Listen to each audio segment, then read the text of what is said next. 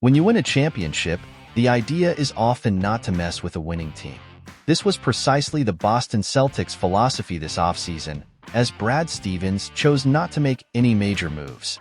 After a successful season where the team captured the NBA title, the strategy was to keep the roster intact during free agency and aim for back-to-back championships. After giving Jaylen Brown a 5-year, $285 million extension last season, it was Jayson Tatum's turn for a big deal. And guess what? Tatum not only matched Brown's contract but surpassed it with a 5-year, $315 million supermax extension, the largest contract in NBA history. Interestingly, Tatum's deal ended up being the last major move made by Stevens and his staff. Boston also extended Derek White for 4 years and $118 million, and sharpshooter Sam Hauser received a 4-year, $45 million extension. The rest of the Celtics' moves in free agency focused on retaining their entire bench. Xavier Tillman, Neemias Queta, and Luke Kornet all received new contracts, as did Drew Peterson with a 2-way deal. "Don't fix what isn't broken" is the motto here. The Celtics just won a championship with these players, and this group appears to have no conflicting egos. Thus, Stevens believed that running it back with the exact same team made the most sense. As long as they are not defeated in the playoffs, the Celtics will remain the defending champions. Boston has earned this title, and there is a strong chance they will make another deep postseason run during the 2024-25 season. However, did Boston rush their decisions in free agency?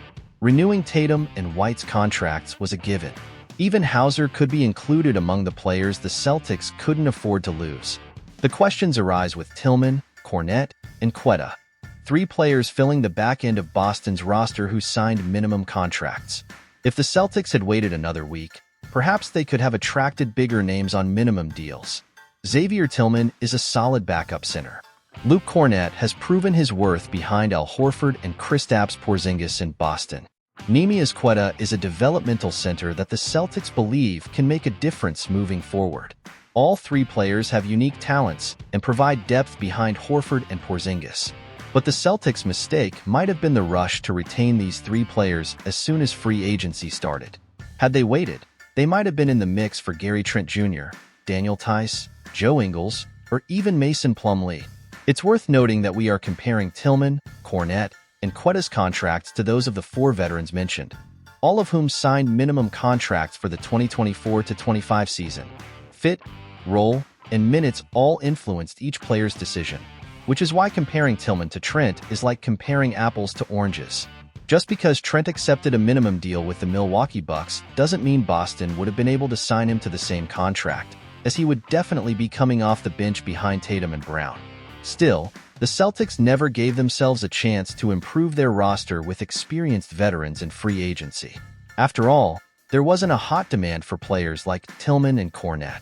These players wanted to stay in Boston after winning the championship. So why not wait a bit and see which players would become available? Perhaps Plumlee wouldn't join the Celtics given his larger role with the Phoenix Suns, but he would have been a much better bench option behind Horford and Porzingis. Plus, Plumlee might have considered a minimum deal with the Celtics, as that position would offer a chance at winning a title. Don't forget to leave your like to show your support for the team and, of course, subscribe to the channel so you don't miss any electrifying moment of the NBA season.